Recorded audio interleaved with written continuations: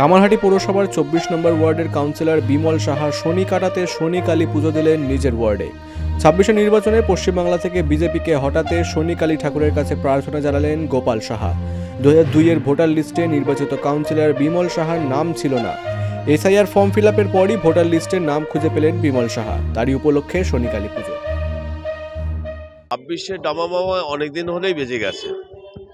দামা বাবার যে নানা মানুষের মন, একটা ঢাক বাজালে আমরা মনে করি ঠাকুর শুনছে, আমি ঢাক বাজাচ্ছি।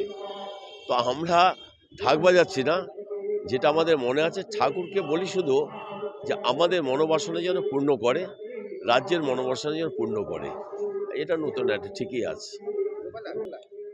বিজেপিকে দূর করতে আমাদের পুজো করতে হয় না। আমাদের পুজো, আমাদের ঠাকুর, আমরা কি চাইছি আর ঠাকুর কি দেবেন এটা আমরা অনুভব করি। তো বিজেপিকে তারা পড়ে না, মানুষ আছে যখন ঠাকুর তো তাদের পাশে আছে। মানুষ ঠাকুর তো মানুষের সবার সঙ্গে আছে। ঠাকুর একা কারণ নয়। কেউ যদি বলতে পারে ঠাকুর আমার একার, সে ভুল করছে। ঠাকুর সকলেরই আছে, তা সকলেই আছে যখন ঠাকুর, সকলেই যেটা ভাবছে সেটাই হবে। ২৬শে নির্বাচনে পশ্চিমবাংলা থেকে বিজেপিকে পতনের আহ্বান জানান গোপাল সাহা। যেভাবে পশ্চিমবঙ্গ জুড়ে ধর্ম নিয়ে রাজনীতি হচ্ছে, যেখানে কোনো কর্মসংস্থান দেখা যাচ্ছে না, তাই ২৬শে নির্বাচনের রাজনীতি কি ধর্মের রাজনীতি হতে চলেছে, এখন সেই নিয়েই প্রশ্ন।